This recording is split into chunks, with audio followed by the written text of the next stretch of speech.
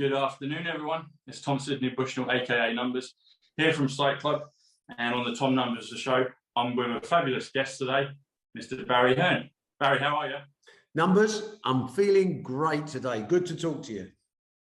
Good to be here. We're actually here at Matchroom, so it's fantastic. Yeah. Well, you're in an office. You're in an office. It's not technically part of it. Used to be stables 300 years ago. So you know there is progress eventually at Matchroom HQ, and you're living the part of it there. There you go. I'm the stable boy here in the stable. Well, it's a beautiful set of stables, I must say, Barry. So we're here, and for those of you, my audience will know obviously what I do with numbers, but some that may be new because Barry's here will want to know what are the numbers. So when I talk about numbers, it's technically called simple gematria, but numbers is the first letter of the alphabet. So A is 1, B is 2, C is 3, all the way through to Z or Z26. And you add up the numerical value of places and words, etc. So I've obviously done some for you, and you've got your brilliant book that I've read cover to cover, My Life, Barry Hearn, My Life. Now, we just saw, just before we recorded, Barry Hearn, My Life, if you add it all up, so Barry Hearn comes to 110, which comes to the word president, which is kind of fitting. Right. And if you do Barry Hearn, My Life, it comes to 180. No. And yeah, and darts has always been a massive part of your life and your success, and you said probably even the biggest success in terms of commercial business. And then Eddie popped in because it's his birthday, but Eddie Hearn comes to 73, which comes to the word number. You're currently age 73, Barry. You're in your 74th year. The word gematria comes to 74. London comes to 74, and English comes to 74. But if you do Eddie Hearn and you do June 8th, which is today, June 8th plus Eddie Hearn also comes to 180. So I thought that'd be a brilliant way to kick off the show. You know what? You are either the smartest guy I've ever met or a really sad bastard. That is amazing. It must have taken, I don't know how long it took you, but that is staggeringly. I mean, just shows you. Someone smarter than me once said numbers can say what you want them to say. And I think I'm going to put that at you as well. Well, numbers can say a lot of things, Barry, for sure, but they can't say anything that you want, because, for instance, if I did the word tree, which is 48, which is Tom, it won't come up to Hearn. Hearn is 46, which is best. You know, simply the best. You know, with old Chris Eubank. But you can't get a 46 into a 48. You know, but there's obviously thousands of words in the English alphabet, so you can find them. But I guess the thing with me, the way it works, is I just get thoughts come in, I work out what they are, and it's amazing the synchronicities that come. So it didn't take me long to do that. Do you remember Stanley Unwin? No. Right, no. So you must do some research on Stanley Unwin. Stanley Unwin made a living out of transferring the end of a word to the beginning and created his own language on TV and became a very well-known comedian on the back of changing words. And I think there's an opening here for you, Tom, is that you could actually have conversations in numbers. Yeah. Be interesting. Yeah. I mean, or even part. I just need a great promoter, Barry. Honestly, I know the best in the world. I know the best in the world, and that's 48. You know, but it's for you to come up with it. But just look at Stanley Unwin. You'll be surprised how much the two of you have got in common. And by the way, he's probably been dead for 30 years, but he was a very famous figure, linguistic expert. He used to call himself. Okay, Stanley Unwin. I'll look at that. Yeah, fantastic. Yeah, thank you. Pleasure. So, Barry Hearn, My Life. It's a fantastic book. There will be a link. I'll put an Amazon link down in the description below so people can order it. But it's a really marvelous read, and I read it cover to cover. You start off with the 10 Commandments, Barry, and you go through it. You dovetail lovely because there's so many examples and vignettes that you offer to the readers. And then you go, this is rule number 3, or this is rule number 6, or rule number 9, you know. And I wanted to, I mean, a lot of it's covered in the book, but I wanted to ask your perspective now, because you've lived a really rich and fulfilling and successful and happy life. What's your perspective now in terms of offering maybe, you know, a few pieces of advice to serious, ambitious people, you know, entrepreneurs, sportsmen, actors, you know, whatever it is? What would you say, the things that you've learned throughout your course in history? What pieces of advice would you offer them? I think it's interesting, you know, because you do get more reflective as you get older, and yeah, you actually, I also find that as you get older, you tell the truth more, because you become independent of thinking, financially independent, whatever. It's quite a good time to listen to people like me, because yes, I don't have any angles. I'm not trying to make money out of people. I'm not trying, you know, I'm not trying to live forever. I'm not trying to get through the pearly gates and be a nice person. I can just be, if you like, brutally honest. And I think the key issue for people starting up in life is there's a few trite sayings that people churn out all the time, and they're not necessarily wrong. You know, self-belief is absolutely vital. The ability to take the hard knocks, and like a boxer, you know, the fight's not over if you can still get up. You know, there's those sort of things are important. But the biggest thing is actually, when I look at the world, which frustrates me, is I see too many barriers for entry, which frustrate me, because I believe the world should be run on a meritocracy. Now, I do believe that we all have a responsibility to those less fortunate than ourselves. So I am a benevolent despot within my businesses. I have to have control, because I'm the best in the world, I believe, in what I do. But I have to take into account lots of other things other than just commercial success. So there's a responsibility that falls on all of us. But when you come down to, how do you say to a kid, how do you say to Barry Hearn when he was 13 or 14 years old, you know, your life is going to change, you know? I don't want to give you the sad stories about, you know, living in a council estate, your dad's a bus driver, died early, your mum was very dogmatic and forceful and wonderful in that way. But it's all what goes into making us, and we all have to look at ourselves and try and have a conversation with a mirror. You know, go into a dark room on your own and talk to yourself. Number one, that's the most truthful conversation you're going to ever have, talking to yourself. Because I'm cynical with a lot of people. I don't trust necessarily what people say. They may have a different agenda, but I trust what I'm going to say.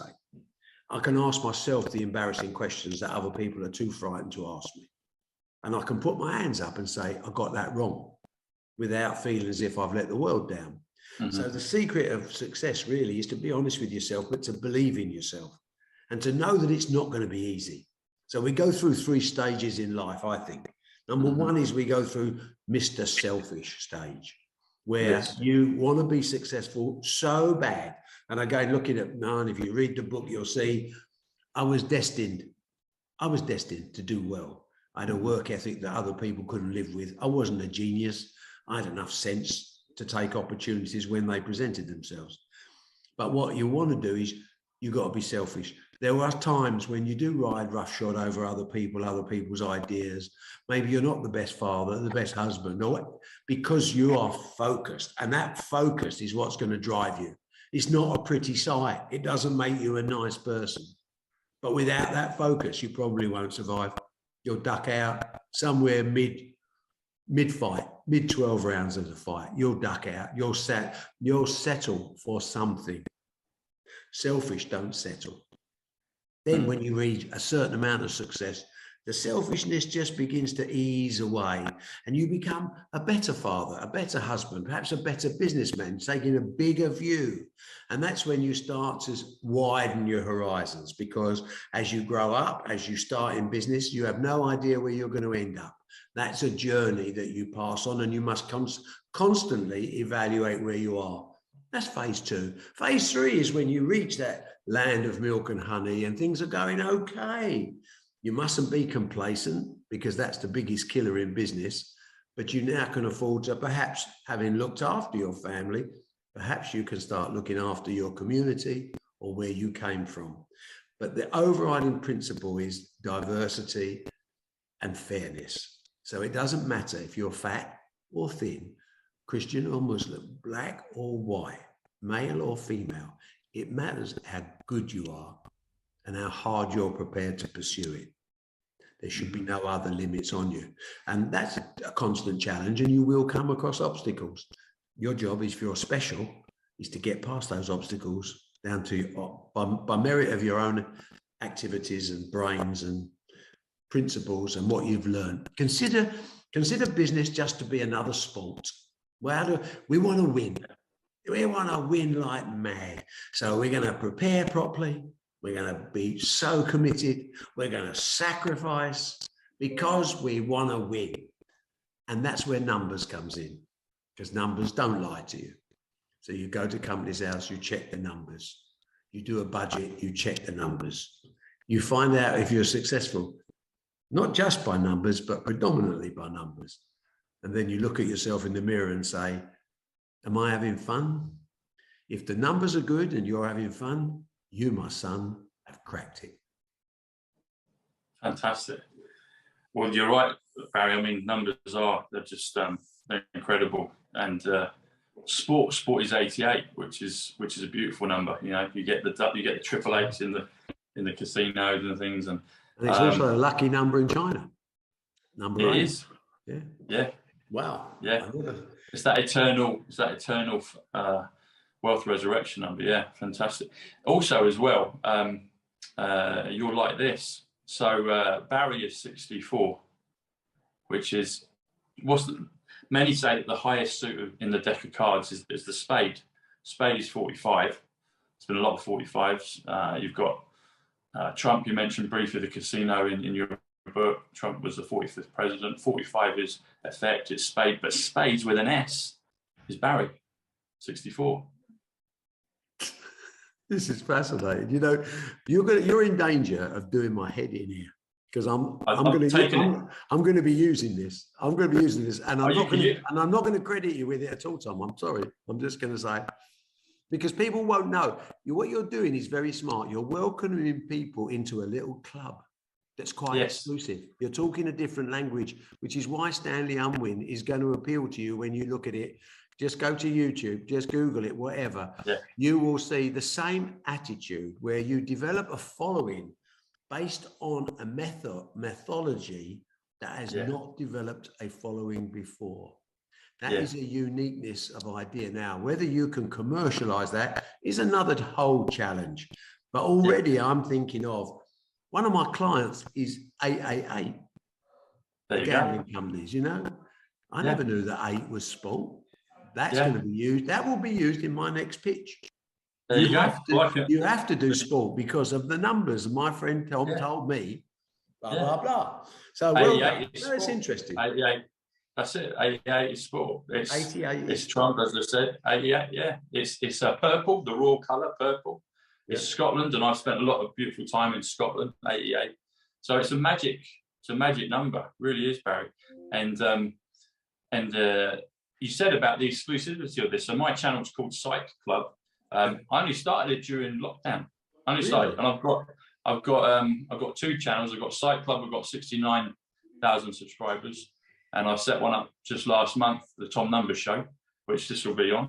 Well, it'll be on both. It'll be on both channels, and we've got just over 8,000 subscribers. So for little old me, there's a lot of people that are, tuning in and enjoying it, because it's a real magical thing. And someone like you, with your brilliance, you've spotted it, so. It's unbelievable. I mean, I'm not going to flatter you too much because it sounds bad because we're talking, but this will have an effect on me and this will be used. Good. I'll say no more than that. Let's see where it goes. Good. We'll see where it goes. Good. And one of the other things that I really enjoyed reading through that was a common thread through your book, Barry, you spoke about it, is fairness. You have to work hard. You have to be ruthless in sport. You have to be ruthless in business. Yeah. But I won't say this too much. But you do have a good heart. The word heart is 38. It's club. It's also gold. My channel is Psych.Club, but heart is 38. It's club. there's a deck of cards, but it's also gold, 38 gold. And that principle of fairness, it's in your family. The last quote where you've got, it's not the 10 commandments, but it's all the kind of quotes that you live by, and you've got it on your grandchildren's wall. And you talk about, trusting in God and but being fair, and that's a thing. I think it's a rare commodity. I think it's coming back. I think the days of people just being ruthless, is it over? I think that's what I feel. But when times get more difficult, fairness comes back into fashion, because people have to know who they're dealing with. They have to trust you. We've built a reputation. I think I've built a reputation of integrity over the last 45 years of promoting events, where my handshake has always proved to be as good as any contract. And when you have to make a decision, who am I going to trust with this budget, or who am I going to trust with this amount of money, that comes back. If you've got a good track record, there's no secrets in today's world. If you've done something wrong, people will find out about it. And if you've done something right, then you have a startup advantage over your competitors. But I always think of Rockefeller. I think one of his greatest quotes was, the best deals are the ones where everybody ends up with a bit of bread in their mouth. Yeah. And that seems to sum up why should people do business with me, or why should I? And in the 10 Commandments, there is a factor in the book called thinking poor. It's not a weakness to think poor, it's a strength, because you are aware that no matter how much money you've got, you don't want people to take the piss. No. You want to get value for money. And at the same time, you're aware in a competitive marketplace, you have to give people value for money, or they won't come back, or they will go elsewhere. So that's a lesson to anyone. Don't kid yourself. We have a world where, how many times have you seen people that are suddenly doing so well, and you think, oh, the lucky so-and-sos, So many of these people are fur coat, no knickers. They're dressed to kill, but when you take away the outer layer, there is no substance. So, you have to just run your life the way you want to be perceived to be, and you have to give everyone value, but you have a desire to get value yourself. I think, one of the strange things in life is, and I think this was Commandment 10, which is not really a commandment, it's more of an amazing situation where when you need a helping hand, you're more likely to get a kick in the nuts. And when you don't need any help, like me now, it's unbelievable. Obviously, I've done well. Everybody wants you now, Barry. Honestly, people they just queue up to give me things. See, why are you doing that? Why don't you give it to someone who needs it? Why don't you? It's just the way the world is. So you don't take it for granted, but you don't take yourself too seriously. That's a key issue to enjoying success. When you put your head on that pillow, if you've been straight with everybody and you've been fair, and you think poor, you'll go to sleep nicely that night, my friend, and you'll have 8 good hours. 8, there it is, that magic number again. Of course. Yeah. What's the future hold for you, Barry? It's a great question. You've done several hundred interviews probably over your time. This is the happiest person that you've ever talked to in your life. Now, the good Lord may decide to end it all tomorrow while I'm playing cricket for Essex over 70s, or he may give me a few more weeks, or maybe a few more years, or even a decade or 2. I don't spend 1 second of my life thinking about that. I like to keep in shape. I like to try to. I'm going through a new personal trainer at the moment who obviously didn't read the form properly when I told him I was 74. He thinks I'm 44. He's trying to kill me. That's okay. I'm competitive with everybody, including myself. Eddie and I have a great relationship as father and son because we compete on everything. I mean, how many copies of Eddie's book was sold? I want to beat that. And he'll come in and he'll say, how many runs did you get last week? Oh, well, I scored. I always remember with Eddie, it took me 30 years to get my first 100. And I woke him up and I was completely drunk. Lectured him about he must never give up.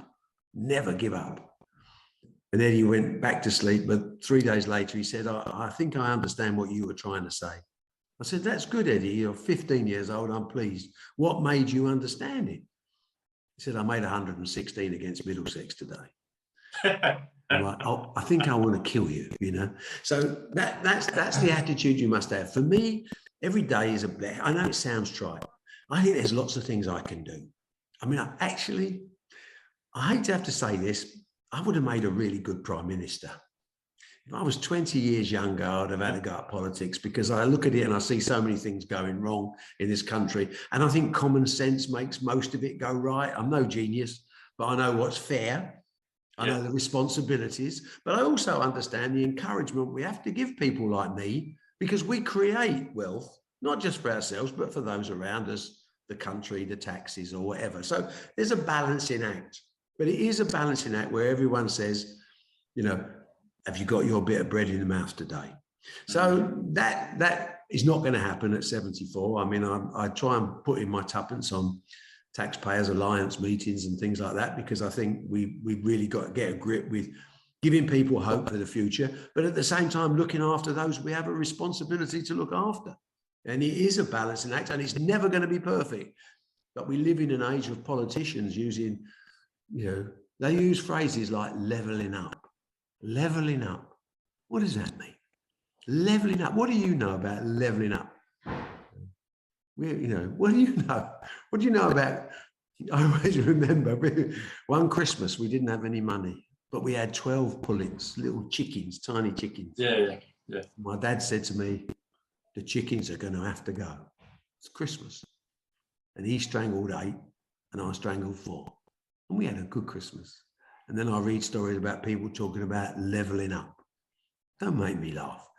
Let's just be fairer with everyone and understand our responsibilities. Leveling up ain't going to happen. So it's a nice phrase to put on the front page of the Daily Mail. It don't work in real life. And I'm only interested in things that work. So what's for me? I'm getting involved in more projects. I'm doing some stuff in Dagenham, where I was born, with the youth zone there, which I absolutely love. I can see kids making progress and they're astonishing. There should be no boundaries. There should be no barriers. So just give people a start, and then it's up to them. You know, I'm not there to wipe people's backsides. Create opportunity. You know, we always say in the sports we deal with, darts, snooker, like, I can't help you to win. That's up to you. But I can give you the opportunity. And that's the end. And if you don't win, I'll be harsh with you, as I would be with anyone else. Get another job. Do something else. You know, or get better, or work harder. But don't come to me bleating, life's tough. Life is impossibly tough for a lot more people than just us. When you look around the world, we're the lucky ones. We live in one of the greatest countries in the world, no doubt about it. Is it perfect? Of course not. Can we make it better? Yes, we can. But we start off with giving people that opportunity, and then we see how it goes. So for me, I'm just going to keep putting my nose into situations that I shouldn't. I'm going to keep talking to people like you. I'm trying to retire. You know how difficult it is to retire? I was supposed to retire last April. I got to tell you, I'm not good at retiring. There's things to be done. Yeah. I'm going to just, you know, I'm still going to play my cricket. I'm still going to go fishing all around the world because I love it. I'm lucky I can do things like that. But then I'm going to put the odd good shift in, and hopefully it will benefit some people. I'm glad you brought this up. You talked about Christmas. Christmas comes to 110. Barry Hearn comes to 110. Oh, 110. Now, what's the significance of 110 for Christmas? If you spell the word out, yeah. C, yeah. third letter, so equals 3, H is 8, no, R is 18. I know that, but what's this? But 110. So now I need some comparison with that and other things. So why is Christmas 110 so relevant? Is it 110%? Is it 110? It's not the 110th day of the year. God, where do we draw the comparisons? Well, just for you personally. So Barry Hearn equals 110. Christmas equals 110. Okay, stop there. And stop there. That's president equals 110. Huh? See, now that's genius. That's total genius. Because I always say, independently, we've never talked before. So if anyone's listening to this, I always say, people say, what's next for you? What's your life like? You know, you've had a wonderful time. I always say, every day is Christmas.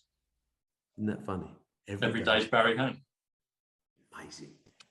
It's real, buddy. This is going to have an effect on me. I'm going to regret this conversation. It's going to take over my life. All right. It's a new club. It's a new world. It's brilliant. And you said good. You said a good Christmas. Good is 41. 41 are actually my initials. TSB. Thomas Sidney Bushnell. TSB. Good. So good Christmas. TSB Barry Hearn. No, Tom. It comes to 151. Talking of Christmas, 151. So the great man himself, Christmas is all about Jesus Christ. 151 comes to good Christmas. 151 comes to Jesus Christ. So, you know, it's all connected, Barry. It's all connected. And Jesus is 74, and you're in your 74th year. Gematria, the numbers are 74. Both you and me are from London, 74, and we're both speaking together English. English is 74. This is more than staggering. I'm trying to assimilate all this, and I need a book on it. I need a definitive numbers book. There you go. The significance through there. What did we say gold was? Gold is 38. And that's the same as? So gold is 38. 38 is a club. Golden is 57, which is England. Tesla, the inventor, he was into time travel and things. He's the 57. But England is 57. Golden is 57, and 38 is gold. Africa is 38 gold. They've got a lot of gold, or did have, but I guess it's been put back there now. But 38, and you've talked about as well this. You've talked about the fire within. Fire within. You know, if you've got that fire within you, fire is 38, which is also gold. So if you've got that spark, if you've got that bit of gold in you, then you can achieve and move mountains like you've done in your life, you know, because you had that bit of gold, that 38, that bit of fire within you, 38. Yeah. Well, that's the thing, because when people say to me, and I said to you, which is, you know, people that know me now know that my bullshit days are over. You know, I just tell the truth now. So when people say to me, how's your life? And I say, every day is Christmas, which we've already talked about. The other thing I always say, because it really, and Anthony Joshua raised this with me the other day, because he said to me, I love what you say. When people say, how are you?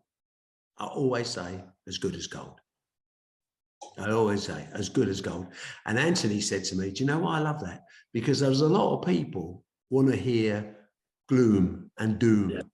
You know, how are you? Oh, I'm not well. You start talking about, I've done my back. I've done this. I've done that. I'm getting old. I'm losing money. Inflation's killing my savings. Blah, blah, blah. Everyone comes out with negatives. Good as gold.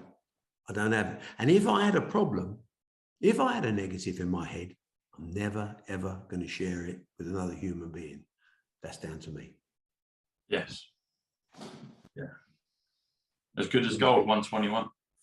121's a golden jubilee. We just had the platinum jubilee, you know. So it just goes on and on, Barry. It's an amazing. No, but that's good. No, it's good. Listen, I'm a fan. I'm not blowing smoke up here. I'm a fan, and this will continue. This will continue. Yeah. Good stuff. Well, my friend, it's been a real pleasure. Any closing remarks for my audience at Psych.Club and at the Tom Numbers Show? Because we've got a man of integrity and success here, Mr Barry Hearn. Christmas 110, we've got him here. So, any closing remarks for us? I think what William Gladstone, one of our most famous prime ministers, said on his death. You're going to go to the Gladstone room at Oxford on Monday. There's a Gladstone room there. Oh, really? Well, he said his dying words were, I've been a learner all my life. I think we all should listen to that and all be open to learning all our life. There's no point in closing your mind. I mean, we live in an age, my mother sadly suffered from dementia for many years, Alzheimer's, until she died. Horrible, horrible time for the family and for her, of course. I do believe if we can keep our brain active, that we may have a chance to postpone that inevitable day. in the same way as that personal fitness can also have an effect on your enjoyment of life, how much you get out. Other people have said you only get out of life what you put in, and I think that's also very relevant. So I live in the world of no excuses, but I do live in the world of optimism, and I'm always prepared to learn and to listen. And today, in a bizarre way, I've learned something. So for that, Tom, I want to say thank you to you for a change. Instead of people expecting you to say thank you for your time, you've added something else that I will not be lost on me. And as you know, I don't bullshit. And it's been fascinating conversation. And let me say thank you to you. And if your listeners enjoyed it, that's great. And if they don't, I don't really give a fuck. Quite frankly, man, I don't give a fuck. I love that. That's a brilliant way to end, Barry. Well, that means a lot. That really does mean a lot to me. I really appreciate that, Barry. And I might have said earlier, so the word heart is 52, which is as well. So, think of the earth that we're on, a heart that we're on. But golden, I mentioned a few minutes ago, golden is 57. And if you do the phrase a golden heart, so A is 1, golden is 57, heart is 52, comes to 110. Christmas, Barry Hearn. A golden heart, sir. I think you have one. I know you do. So that's fabulous. Fantastic, Tom. Thank you so much for the conversation. It's been absolutely mind-blowing. Thank you, Barry. God bless you. I'll see you soon. Cheers, mate. Be good. Take care. Cheers, bye.